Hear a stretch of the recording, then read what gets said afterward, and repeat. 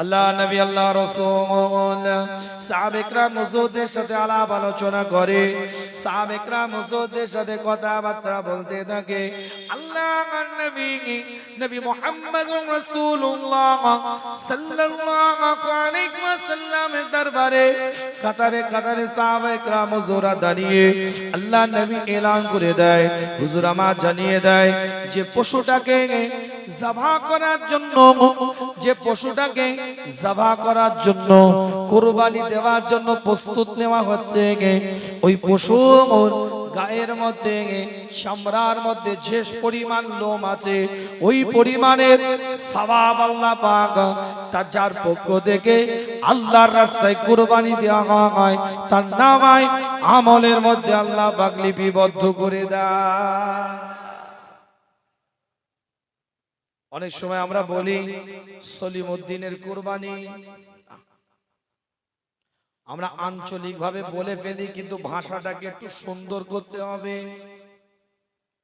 আব্দুস সত্তারের কুরবানি,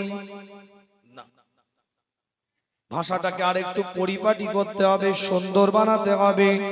সলিমউদ্দিনের পক্ষ থেকে আল্লাহর নামে কুরবানি, কথা বুঝতে পারছে? অমুকের কুরবানি হচ্ছে, না না, কুরবানি তার নয়, কুরবানি আল্লাহর জন্য হচ্ছে, তার পক্ষ থেকে হচ্ছে, সে আল্লাহর জন্য দিচ্ছে। ভাষা সুন্দর করেন, শিখতে হবে। শিখলেন না কেন? 50 বছর এত হুজুরের ওয়াজ শুনে কথা কিছু বুঝতে পারছে? নবী মুহাম্মদুর রাসূলুল্লাহ সাল্লাল্লাহু আলাইহি ওয়াসাল্লাম জানিয়ে দেয়, কুরবানির পশুটা যখন জবাহ করা হয়, ওই জবাহ করার পরে রক্তটা জমিনে পড়ার পূর্বে আমার আল্লাহ তার তাকওয়ার দিকে লক্ষ্য করে তার জীবনের সমস্ত গুনাহগুলোকে আল্লাহ পাক ক্ষমা করে দেয়। আল্লাহ পাক কোরআনের মধ্যে জানিয়ে দেয়, খুব ফাস্ট আলোচনা, সময় স্বল্পতা, বিস্তারিত কথা বলে আপনাদেরকে কষ্ট দেব না।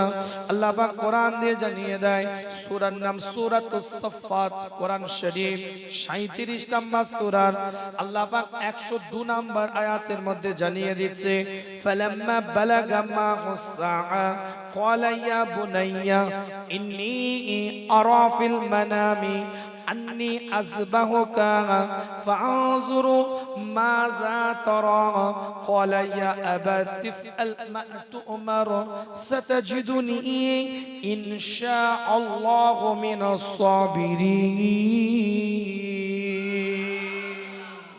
আরো জোরে, আরো জোরে।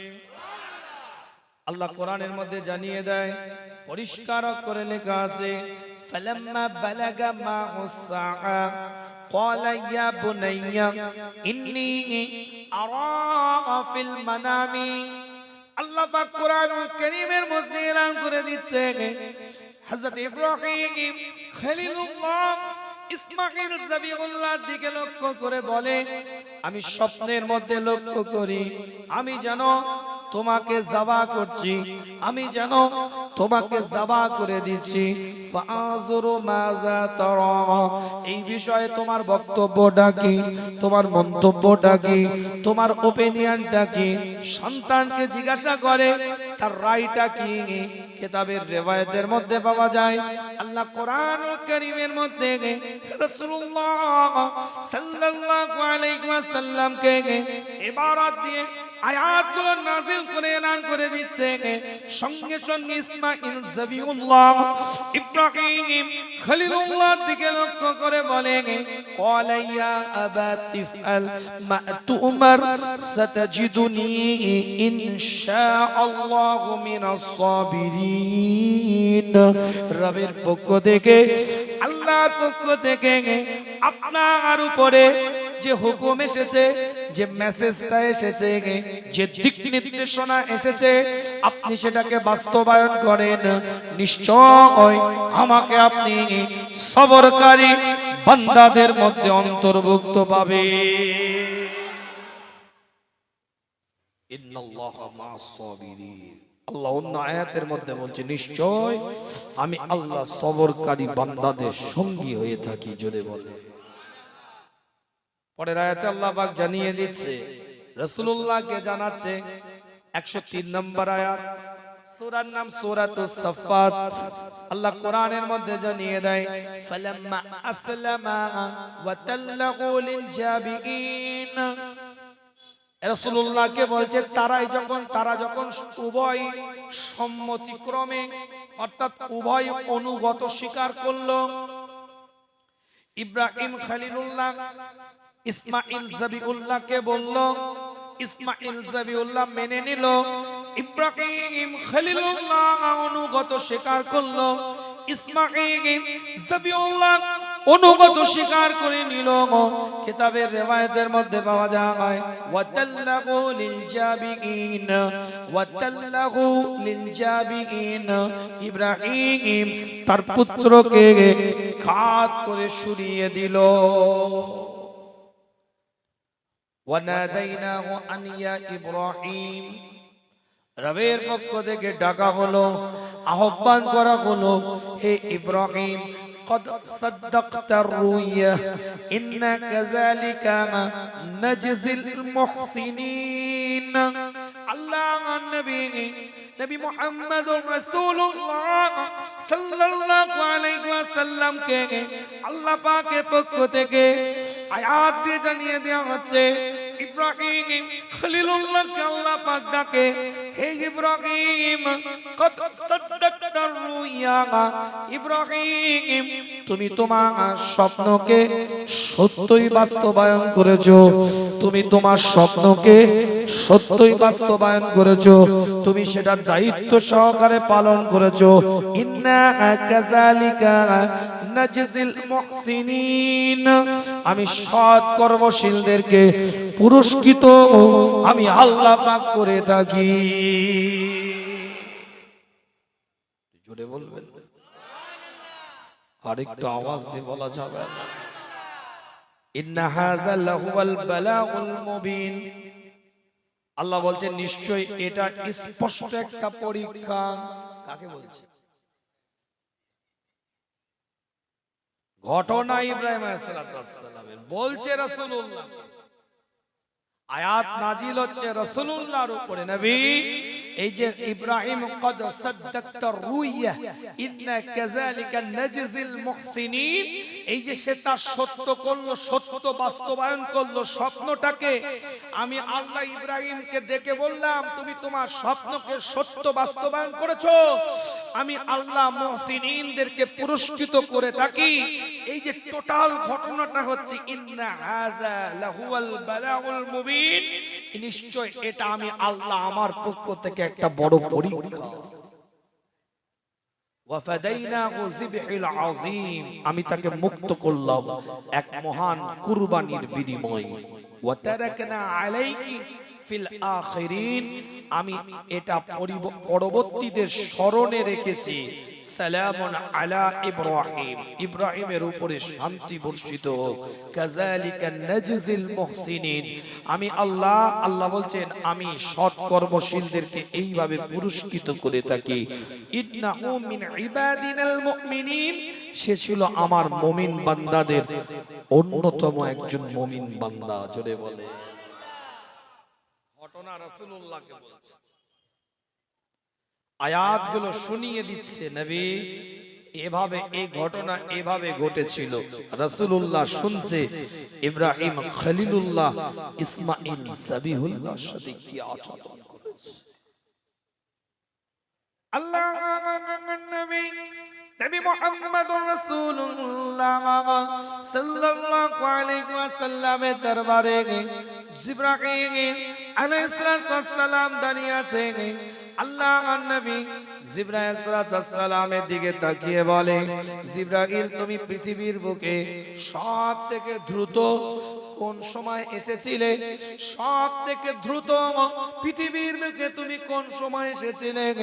জিবরাইল আলাইহিস সালাম বলতে থাকে, ইব্রাহিম খলিলুল্লাহ আল্লাহর নবী মুহাম্মদুর রাসূলুল্লাহ সাল্লাল্লাহু আলাইহি ওয়াসাল্লামের দিকে লক্ষ্য করে জিবরাইল আলাইহিস সালাম বলতে থাকে, যেদিন ইউসুফ নবীকে তার ভাইরা কুয়ার মধ্যে নিক্ষেপ করে দিয়েছিল, সেই দিনে রবের পক্ষ থেকে আওয়াজ দেওয়া হয়, জিবরাইল জমিনের মধ্যে নিক্ষেপ হয়ে যাও, আমি জিবরাইল সেই দিনে 60,000 ডানাকে একসাথে নাড়িয়ে জমিনের দিকে এসেছিলাম। আমি জিবরাইল ওই কুয়ার মধ্যে হযরত ইউসুফ নবীকে যখন নিক্ষেপ করা হয় আল্লাহর হুকুমে, ওই কুয়া থেকে ইউসুফ নবীকে আমি জিবরাইল আল্লাহর হুকুমে হেফাজত করেছিলাম। জুড়ে বলবেন। দ্বিতীয় নাম্বার, যখন ওই অবস্থায় ইসমাইল খলিলুল্লাহ, ইসমাইল জবিউল্লাহ, ইব্রাহিম খলিলুল্লাহ তাকে জবা করার জন্য প্রস্তুত নিয়ে নিয়েছে, ছুরিটা চালিয়ে দিবে, এই রকম একটা পরিবেশ তৈরি হয়ে গিয়েছে। রবের পক্ষ থেকে, আল্লাহর পক্ষ থেকে জানিয়ে দেওয়া হয়, খোদার পক্ষ থেকে এলান করা হয়, জিবরাইল জমিনের মধ্যে চলে যাও, জমিনের মধ্যে নিক্ষেপ হয়ে যাও। আমি জিবরাইল পৃথিবীর মধ্যে এসেছিলাম, আমি আল্লাহ পাকের তরফ থেকে জান্নাতি একটা দুম্বাকে নিয়ে এসেছিলাম। আমি ইউনুস, আমি ওই সময় হযরত ইসমাইল জবিউল্লাহকে সরিয়ে দিয়ে ইব্রাহিম খলিলুল্লাহর সামনে একটা জান্নাতি দুম্বা দিয়ে দিয়েছিলাম। আল্লাহ পাকের হুকুমে আমার আল্লাহ ইসমাইল জবিউল্লাহর জানটাকে হেফাজত করে জান্নাতি দুম্বা আল্লাহ পাকের হুকুমে ইব্রাহিম খলিলুল্লাহ জবা করে দেয়। আল্লাহ কোরআনের মধ্যে বলছে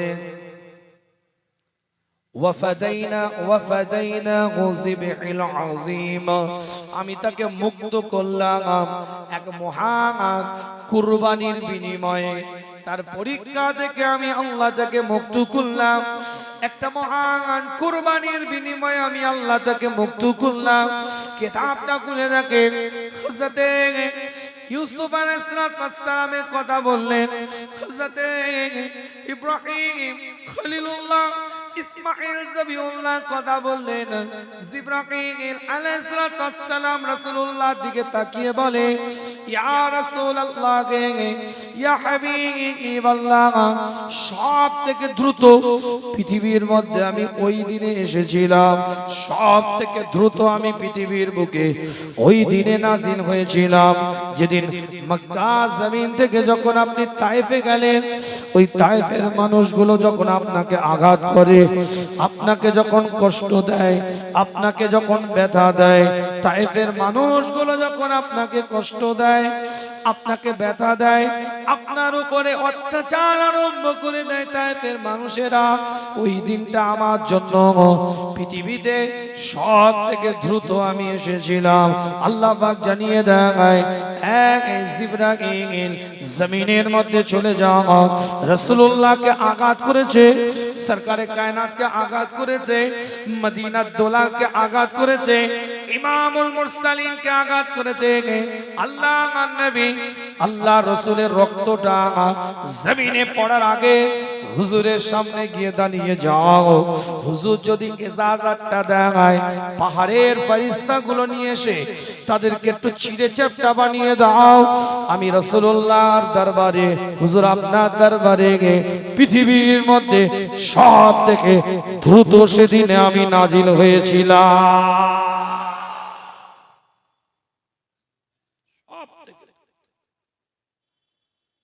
এর থেকে বেশি দ্রুত আমি আর কোন সময় ইতিপূর্বে নাজিল হইনি, পৃথিবীতে আসি না। ইসমাইল জবিউল্লাহকে ওই অবস্থায় রেখে দিলেন। খুব আলোচনা বোঝার চেষ্টা করে। সূরার নাম সূরাতুল আল ইমরান, তৃতীয় নাম্বার সূরার 96 নাম্বার আয়াতের মধ্যে আল্লাহ বলছেন, ইন্না আউওয়ালা বাইতিন উদিয়া লিন-নাস লাল্লাযী বিবাক্কাতা মুবারাকাও ওয়া হুদাল লিল আলামিন।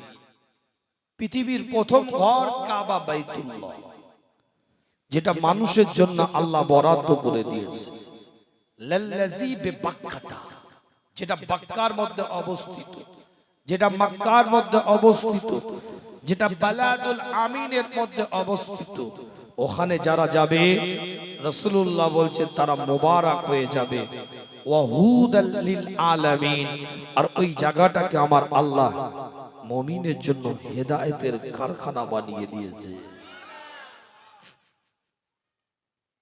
ওই কাবা বাইতুল্লাহ যে এখন যে ছবি, এখন যে আপনি গিয়ে দেখছেন উমরায় বা হজে বা মোবাইলে, ইন্টারনেট, ইউটিউব, সোশ্যাল মিডিয়ায়, এরকম চিত্র ছিল না। মানুষ ভয়ে যেতে পারত না। জাহেলিয়াতের যুগের পরে, রাসূলুল্লাহর যুগের পরেও 1213 বছর পরেও, 1900 সালের পরেও কাবা শরীফে যাওয়া, মক্কাতুল মুকাররমায় হাজপাকে যাওয়াটা বিশাল একটা কষ্টের বিষয় ছিল।